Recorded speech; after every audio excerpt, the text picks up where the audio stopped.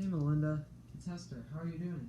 Not too good. We need to talk. Oh, okay, same. Every day, I'm feeling further and further away from the rest of society. Yeah, I feel like no one ever wants to be with me. I'm losing all my friends, even the new ones I had in high school. Everyone thinks I just busted that party for no reason. They don't understand.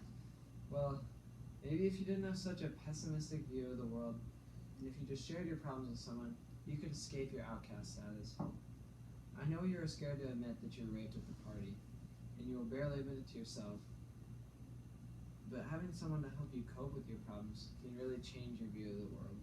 Not everyone can be as positive as you, Hester. How could you possibly get through your difficulties in society after your affair with Minister Dimsdale? I guess my scarlet letter punishment wasn't as bad as the shunning punishment, so it was easier for me to deal with my problems. I accepted the letter into my life because I knew I had done wrong and I wanted to repent. On page 19, it was said that the days of the far-off future would toil onward, still with the same burden for her to take up and bear along with her, but never to fling down, for the accumulating days and added years would pile up their misery on the heap of shame. I don't want to live in misery the rest of my life. It was a constant reminder on my bosom of the past sins and gave me motivation to do right. Yeah, I just can't gather myself to speak about what happened to me. On page 72, I say, how can I talk about that night? How can I start? I'm so emotionally confused about what to do with myself. I can't gather any courage. It is pretty interesting about how big events in our lives both took place in the wilderness. Being an outcast and separated from the community negatively impacted both of us. Yes, the forest is where I was raped, and that is where you met with Minister Dimsdale about revealing the secret of your affair and your child Pearl with Minister Dimsdale. I feel Pearl, my child, made a huge impact on Mr.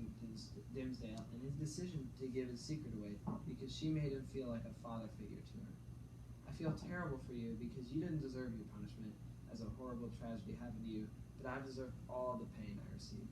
Of course, but it does make more sense that your punishment seemed less because you did more than I ever have to improve your life.